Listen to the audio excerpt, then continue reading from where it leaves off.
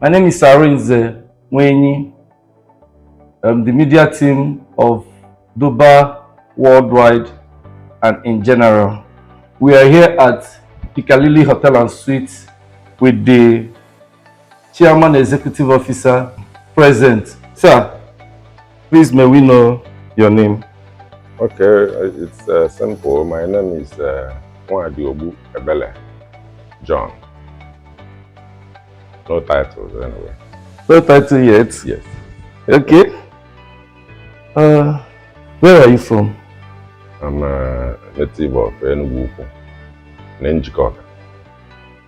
Enugu, okay, Anambra State. Yes, in this Anambra State. Okay. Can you tell us your education background? Yes, I left primary school to DMGS, from DMGS to University of Nigeria in Nsukka, and I studied political science. Are you practicing political science? The practicability is a difficult one now, going by Nigerian terrain. So we had to venture into business. Okay, at least to be making ends meet. But everybody is a political animal anyway. Of course. So one way or the other, you are into politics. Okay. Yes. Please tell us more about your background. While growing up, you said that you attended the prestigious Dennis Mera Grammar School. Can you tell us some experience you had, and then the university you also attended? Yes, like you all know, and you know in particular, DMGS is a molding enterprise where people of quality calibers are molded, and it gives you that initial startup, okay, in life.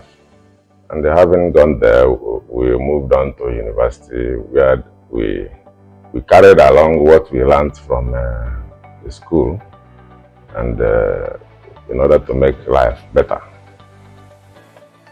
Okay. You're welcome, sir. Yeah, thank you. You're welcome.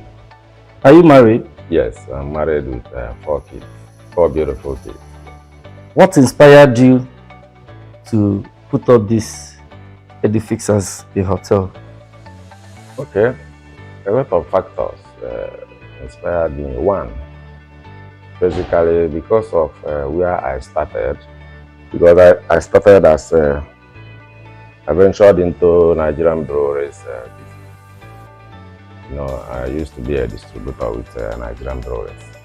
So that experience afforded me the opportunity to travel all over the world. So I've been to more than 40 to 50 different hotel locations across the globe. So going for one meeting or one adventure or one holiday or the other. So from there, I had this interest about what a good hotel should look like. Okay, so that was what spurred me into thinking of owning one day. Then again, another factor had to do with the gap in Onitsha. You know, Onitsha is a very big commercial city, but they lacked seriously what it takes to have a good hotel. Like what you find mostly in Onitsha are mainly guest houses or motels, and they call them hotels.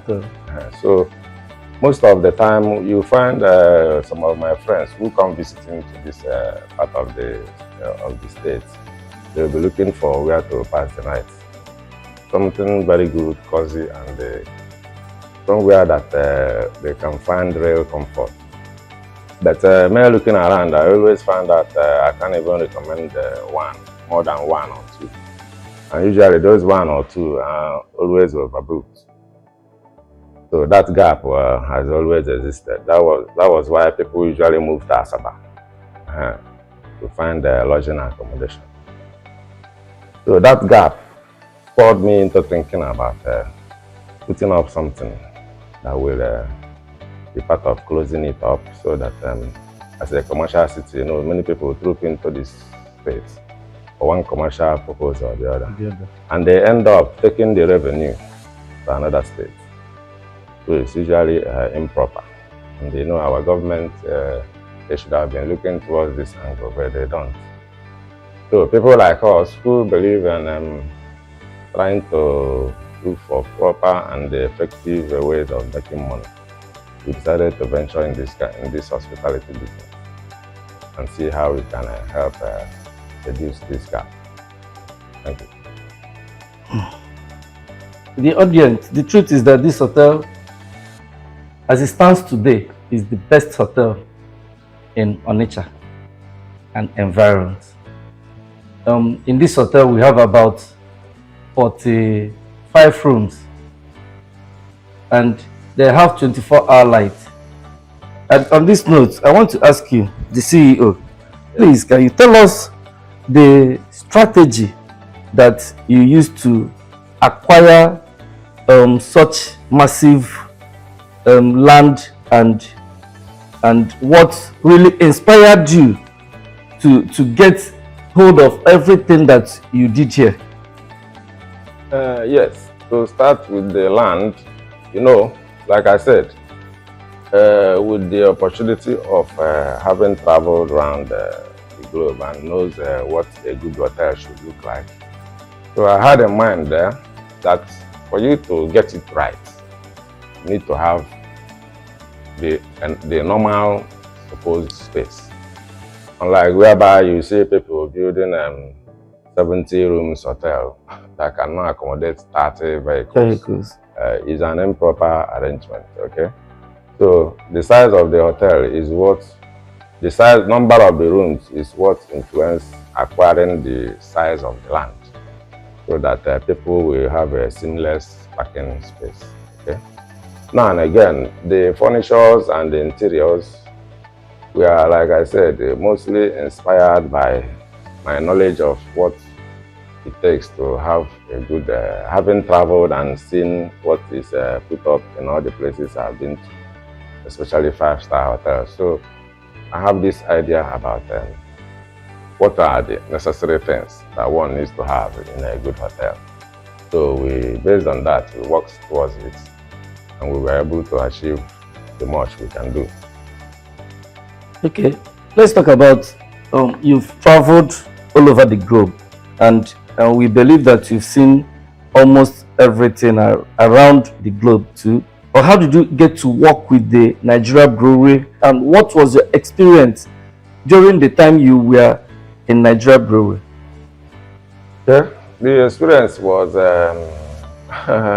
very enchanting one. It's a very huge business setup, but unfortunately, it never really served me well, based on after it was sold to Heineken International, the systems, a lot of things changed, okay?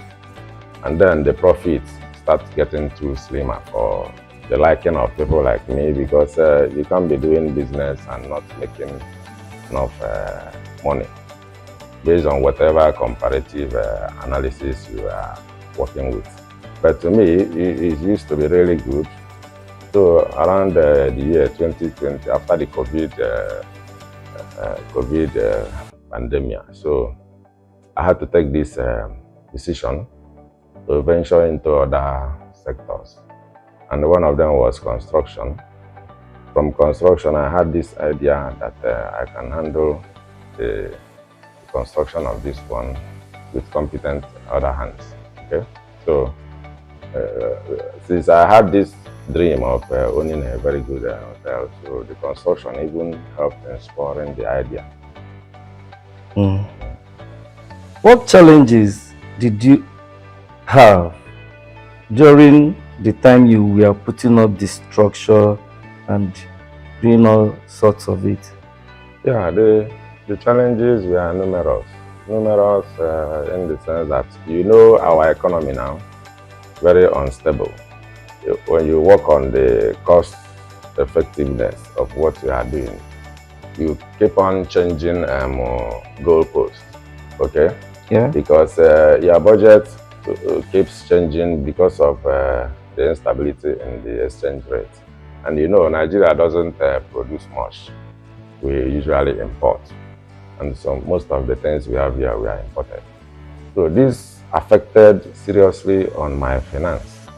Okay, because you keep having wobbling budget for the structure. For the structures. Okay? So you and in Nigeria, you know, the government doesn't assist the locals. So there was no way I could raise enough loan to do what I'm doing. But by the special grace of God, because I have a lot of properties scattered everywhere, so I had to be doing what I should do to make sure I finish this case. Okay. Okay. When we talk about government, the policy of the government, has it had any effect or has it affected you in any way? The government, especially in Anambra State? No, it hasn't actually, because the way it would have was the security challenges we all know about. But I thank God that the present regime is tackling it now head on. At least we've been safe for some time now. Okay. Yes. Okay. Now, when we talk about your staff, how do you manage to get your staff? How so far, how have they been doing their job effectively? Yes, to do a business like this, you don't do it by yourself. I have to employ the services of a consultant. Okay, so this consultant, their duty is to not only employ but train the staff. Okay. So they have done that, and the process is still ongoing. Okay, so they are to manage the place for at least 1 year before the proper handover. But if they did well, we can review our contracts. Okay. But so far, so good. We are not doing badly. Okay, thank you very much. Thank you very much, sir. You're welcome. On this note, what encouragement are you going to give to the young entrepreneurs that are trying to have their feet, especially here in Nigeria and Anambra State? Okay, I think this one is a very serious one. You know, we have a very tough terrain. Anybody now who wants to make it will have a lot to contend with. Starting with, you need to have perseverance. You need to be hardworking. You need to actually be prepared for whatever challenge you want to face. Okay. Then you need to rely on your God, most importantly, because other factors might affect you adversely. But the most important thing is focus. Focus. Many young men these days, they lack this focus. They are driven by social media hype. Okay? They forget that working hard makes you the difference. Okay? Just like the motto of this hotel. Our motto is that we are different. So we are different. Yes. So when you want to achieve something in life, you have to think differently from the crowd. Okay? You have to think otherwise. Because if you keep following the crowd, you keep making mistakes of the crowd. Okay, that's nice. That's nice. And when you talk about, you know, the young entrepreneurs, do you advise some of them who intend leaving the country to do so? Actually, leaving the country is never the best, because not until you get to your final destination, you will know that you have made a terrible mistake, because there is always no free food anywhere, even in Freetown. Yes. So when you live here, you will have to contend with the kind of job that you never envisaged you will meet. At the end of the day, going back will be as serious as going forward. But what is most importantly is that we have what it takes to achieve whatever we want in this country. Life is good here, only that our leadership are not really helping matters. But you know, these things are usually what other civilized countries went through. You know, it takes time. But most importantly, living here is never the best idea. Okay. Because if you are focused and you know what you want and you work on it and you persevere and you don't follow the crowd, definitely, gradually, you will achieve what you want to achieve. Oh, okay. Okay. What are your hobbies?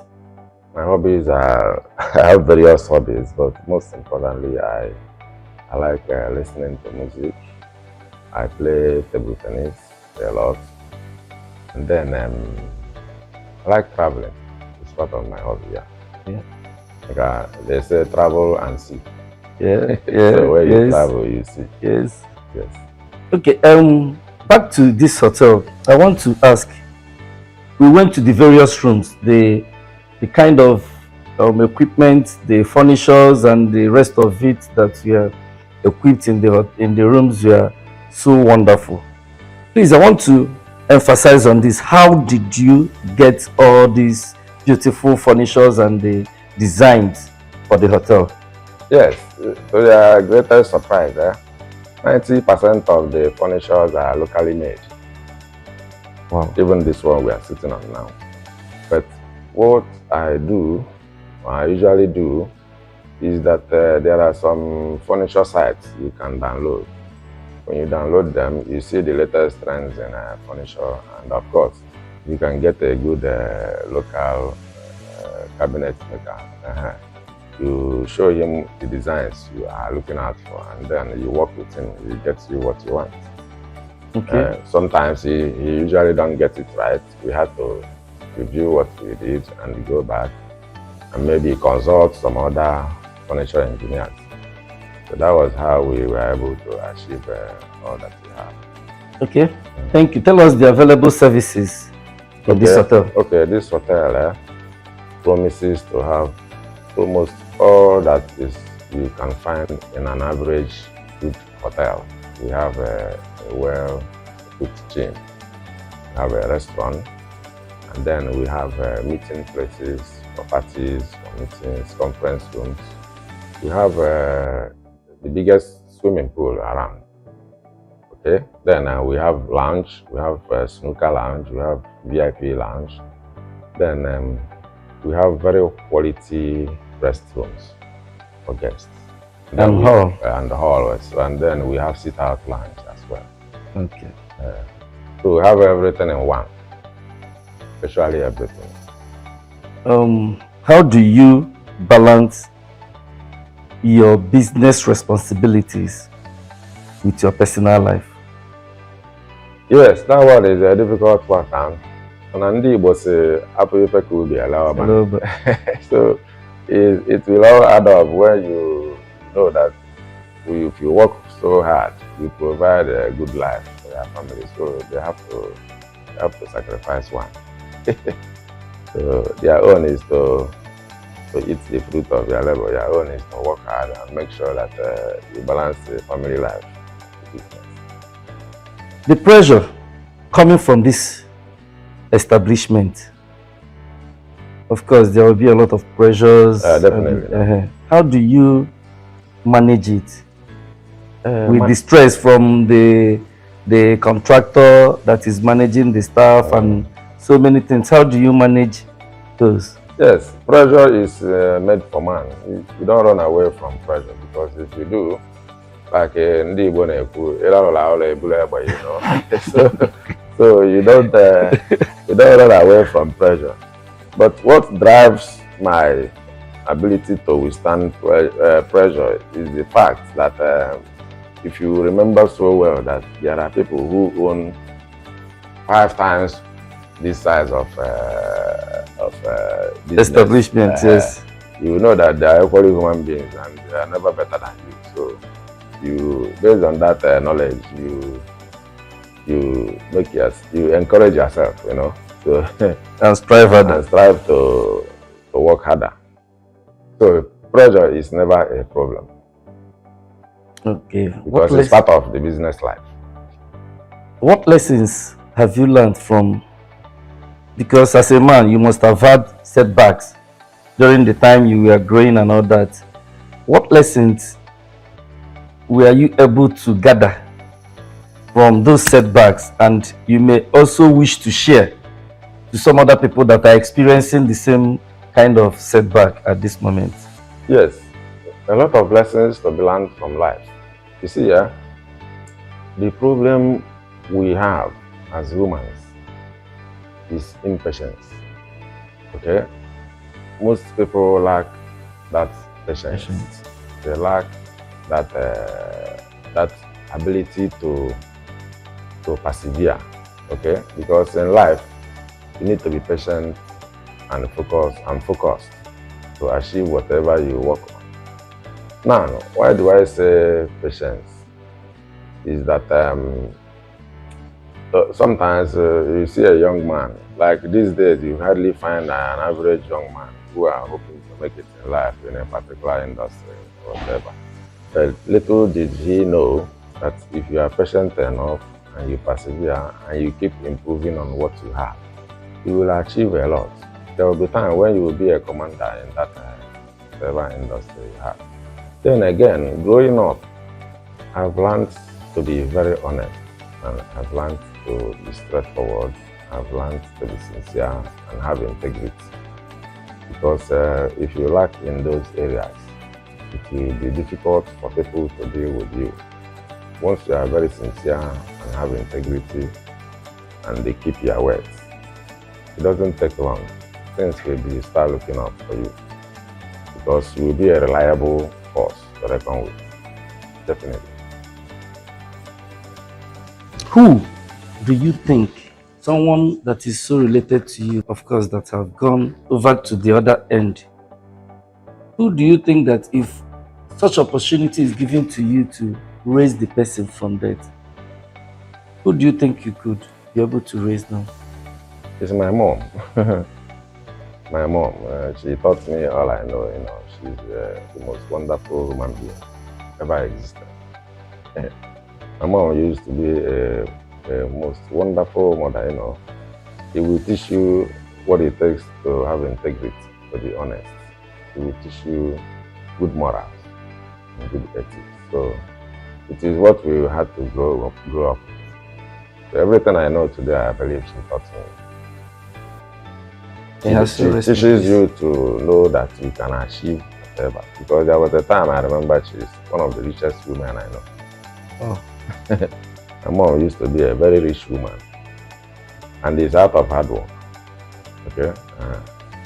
As a nurse, she went into midwifery. From there, she established a hospital, and before you know it, the hospital became a renowned one. And she was saving lives. So she taught me a lot. Thank you. And I wish she was here, or she's here now. May she rest in peace. Amen, amen. Okay. Thank you, Mr. Ebere Nwadiogbu, the CEO, Piccalilli Hotels and Suites. Now let's talk about the life as a young man. Back to DMGS. When were you admitted? What year were you admitted in DMGS? Okay, I was part of the set, the biggest set ever in DMGS. That was in 98. We were all admitted in 1988. Sorry. 88, sorry. So it was, like I said, it was the biggest set ever admitted in DMGS. We were about 550. Wow. By which principal? By Ezuku of blessed memory. Ezuku. Yes. So actually, those days were the days when the best 50 are found in A, followed by the second best 50 in B, in that order. So in my common entrance, I think I scored 29. So I found myself in 1D. 29, when you say 29, it's 29 aggregate yes. By 36. Yes. So I found myself in 1D then. So we had to contend with that. And definitely, DMGS was one of the most prestigious schools in Anambra State, even in Nigeria then. Okay, you find the children of the well-to-do and the cream de la cream in our society. You know, you mix up with the rich and the mighty, and even the poor. It's a very wonderful mix-up. So, since we are kind of challenging, because you need to brace up for you to succeed. So, in the first year, I was in Crowder House, though I was a day student, because the boarding was filled up. I couldn't enroll as a boarder, so I had to contend with day students. So, I was a day student from first year to second year, and it wasn't that rosy, because you know, as a first year student, we are still trying to reconcile with the fact that we are now in secondary school, and everybody was wallowing away his time. But I remembered one particular thing. After my first year, my father almost broke my head having received my result. I think I came 31st out of 50 in the class. So the man almost broke my head with a construction ruler on his table. So that thing taught me a very great lesson, that I needed to work hard. And fortunately, and the true to my kind of person, in my GS2, in the first time, I had to come first. And in order to pacify the man. So I remember he was very impressed. Okay, so in DMGS it was tough, but I'm the kind of student that you say is neither there nor there, because I play a lot of football, I read my books, and I make sure I fall within the range of first to fifth in every class that I find myself in. So DMGS was a wonderful experience, and like you know, it's an avenue for molding of men. You get a lot of discipline having gone there. You get more smart when you are more disciplined. So these are the things I had to achieve as a student. It's part of what DMGS imparted in me, okay? So a lot of discipline, a lot of perseverance, and a lot of hard work. Okay, who mostly inspired you while you were in DMGS? The principal, I know in 1988 was Sir Joel Ezuku. Yes. But I think 1989, Savio Bidika took over. Yes. So the principals, at least you met two principals, very strong and mighty principals. Exactly. And the staff, the staff there, who really inspired you, apart from your parents at home, to work very hard while you were in DMGS? Yes, one particular teacher, but honestly I cannot remember her name, but she teaches music those days. She was our form teacher when we were in JS2. I think she used to use me as an example. When she wanted to talk to every other student, she would bring me out in front of the class and advise them that they should emulate from me there. So the thing really inspired me a lot, because I had to work hard to maintain that position. Even after that, that was when I came first, so she was even more impressed. So she was a real encouragement. Okay. I think her name is Miss Eze then also. Miss Eze. She's in the music department. Okay. Were you a prefect? No. You know, DMGS then, and prefects were restricted to boarders then, yes, during our time. So there was never a time you were a boarder? No. I was a boarder in GS3, actually. I was a boarder in Crowder House. But you know how it was then, a lot of bullying and all those stuff. So I'm a very stubborn human being, so I refused to contend with the bullying. Instead, I wanted out, so I had to go back to the student, because I can't afford to allow my fellow student to beat me up when you are a senior, because I will hit back, definitely. So I had to go back to the student. And you graduated 1993? Yes, 93 class. You came 31st out of 50, and suddenly you came first. How did you manage to do it? And were you competing? Were you seeing yourself competing with some people in the position, dragging the first and from first to second and third and all that? Yes, everybody have their different approaches to life. Actually, naturally me, I usually don't find myself thinking I'm in competition with people. That is what drives me. I always see myself as being in competition with myself. Because whatever I set my mind to do, I don't see anything holding me back or thinking about the competition that will draw me back. No.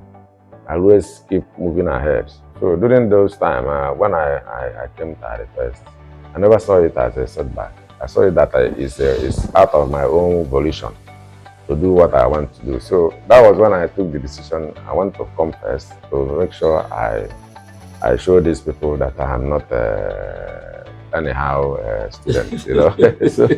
So I was able to prove that to myself. And it's part of the things that make me have confidence in everything I want to do.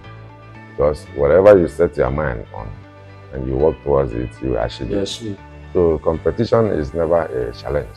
Though, like we are all humans, there are some of my class members then who they study so hard, to please their parents and even impress all of us.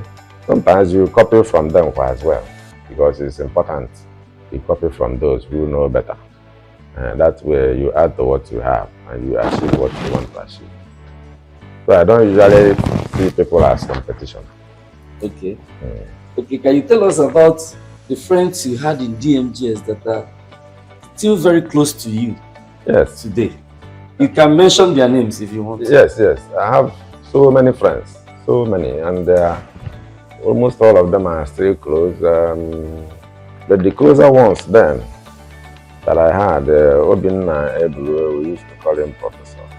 Epanya Samoa, Emeka Achusen, Chikezie Dimanishi, all of us are still very close, even up to date. Okay, so we still chat, we talk. And our senior prefect then, Chikane, we were in the same class with Geoffrey Nkwanta.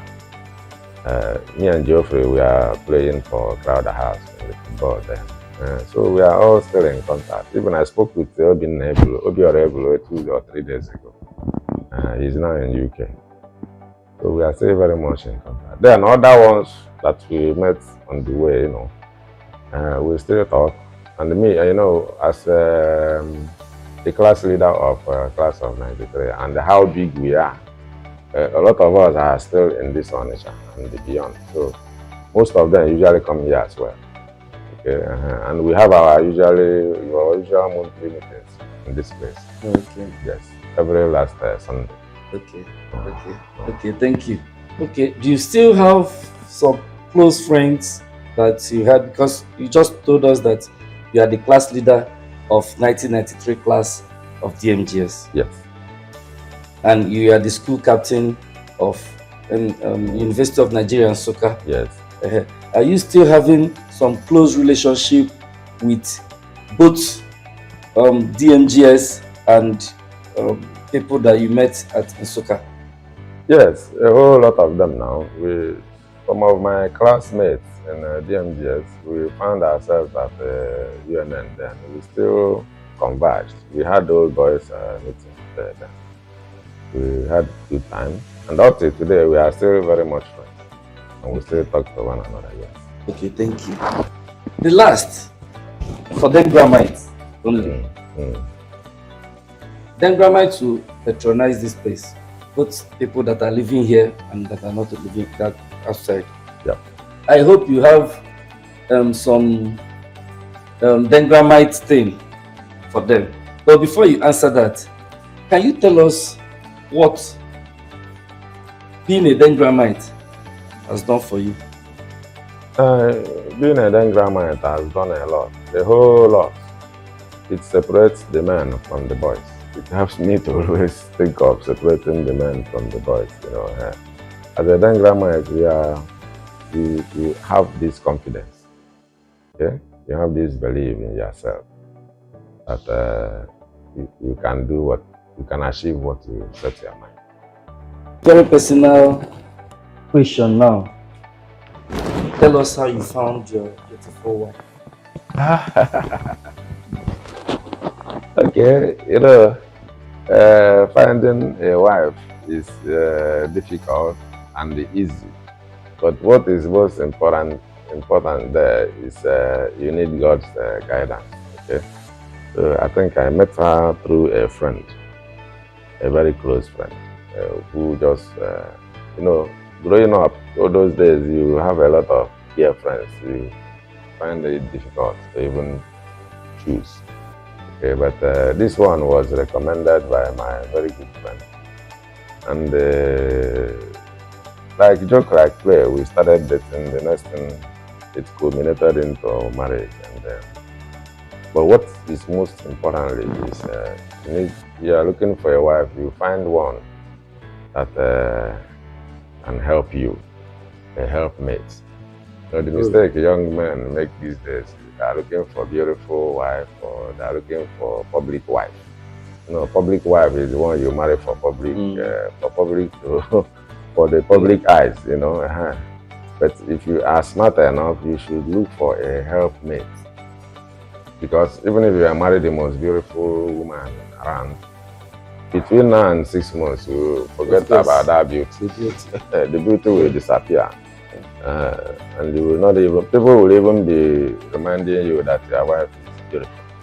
And you yourself will be praying that God will take away the beauty and replace it with a good attitude. Okay? So it's better to have a helpmate than to say you are looking for a wife. Helpmate is better in this sense than a wife. Thank you, sir. What about your children? Yeah. Do you know my son, because of my travel in DMGS, and I have what it takes to put him in any expensive school. But because I have faith and believe in DMGS, I had to put him in DMGS, where he is now. Okay? So, to show you the kind of love I have for DMGS. Yes. Okay, thank you very much. And I'm comfortable with that. Thank you. Thank you very much. On the centenary preparation, we are having sports festival, football. There is football. There is table tennis. There is draft and chess. Is your class participating? One. How do you feel about the whole entertainment and the preparation? How are you feeling about it? Yes, the centenary preparation has been going on well. Of course, it's the first of its kind, and it had to come with some challenges, which we are never envisaged. But my class, we are supposed to participate, especially in the table tennis, which I was the representative. I was there for the first time, where we had a walkover over class of 94. Then unfortunately the matches had to be postponed. The indoor ones had to be postponed to an indefinite date. So unfortunately I was saddled with the responsibility of kickstarting my project. So I never got informed about when the games restarted. So I believe that was why we couldn't continue with the game, having been worked over.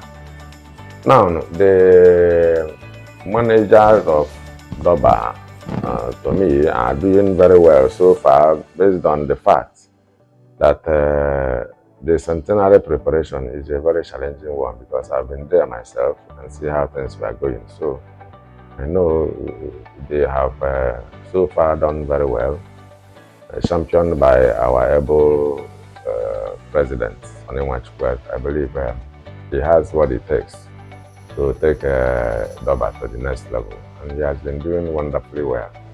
We appreciate him and his team. They have done marvelously well. That is why we are looking forward to a grand celebration come October. Have you had an experience where you were needing something from somebody, and have a dendramite helped you in any way? In various ways.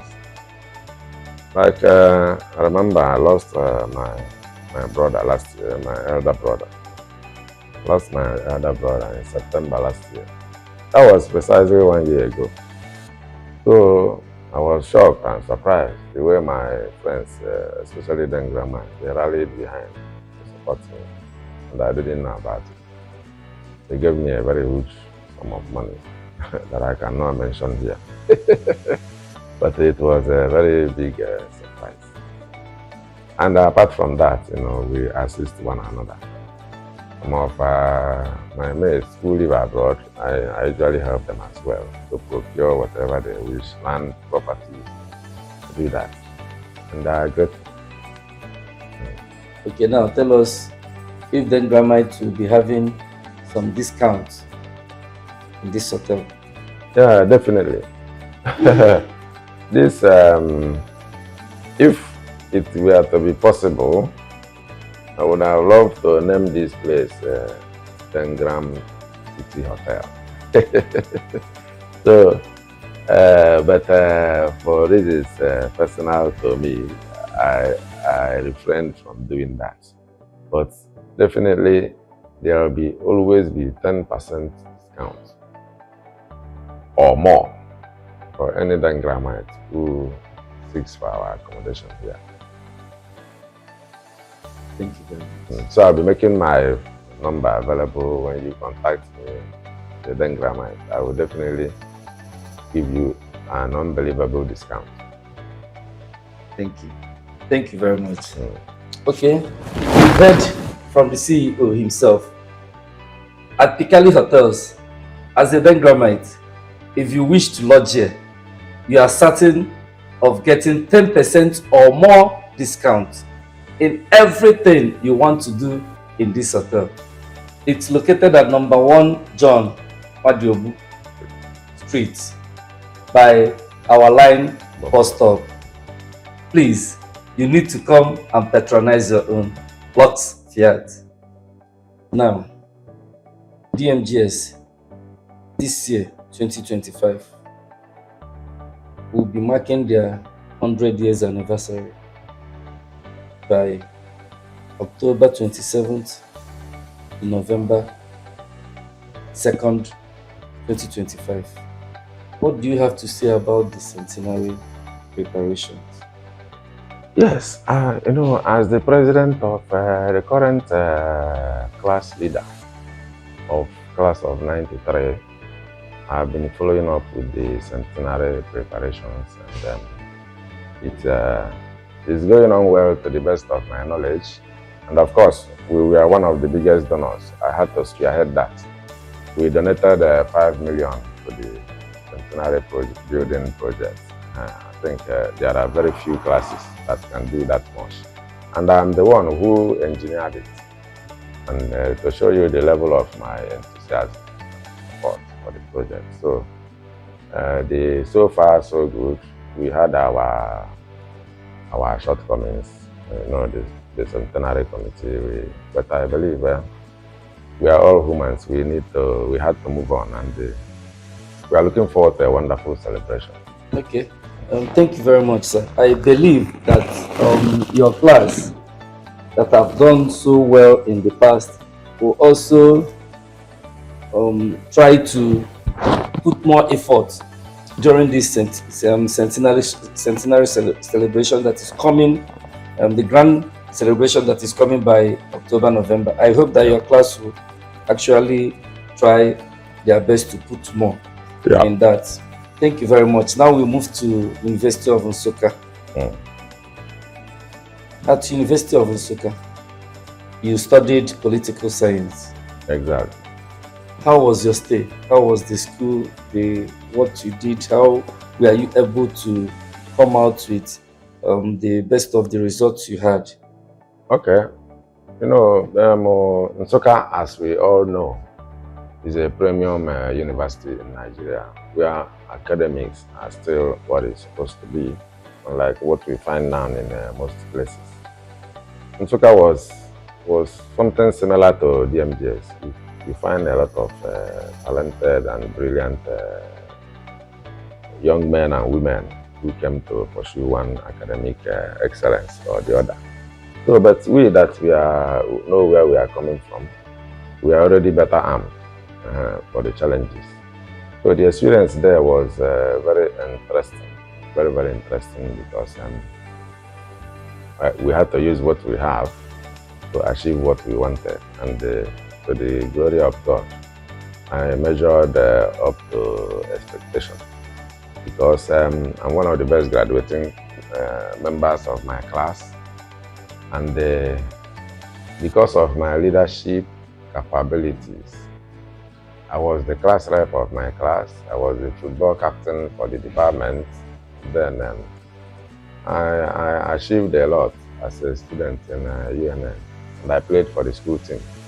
You can imagine. So it was really an enjoyable stay there. It was, yes. And the course opened my eyes, to several opportunities. Okay, now finally, I want to use this opportunity to encourage all the gramites, especially the upcoming ones. It's important that they are serious with their studies, they are focused, and they persevere. And most importantly, they have to inculcate good morals, so that it will help them a lot in their later life, because many people, even bad people, are looking for sincere people. So if you are a sincere person and you have integrity, governed by a good reputation, the sky remains your limit, because what you must have learned from DMGS will have spurred you to even be a better person. Then when you add it to all these other qualities, you are very much good to go. But most importantly, just face life the way you see it, and believe in your God. Work hard, don't lazy about, don't go doing yahoo. It can only pay for a particular time, and you may lose your life in the process. So believe in hard work so hard, always keep on doing things that are good and beneficial to mankind. That way you will always succeed and survive.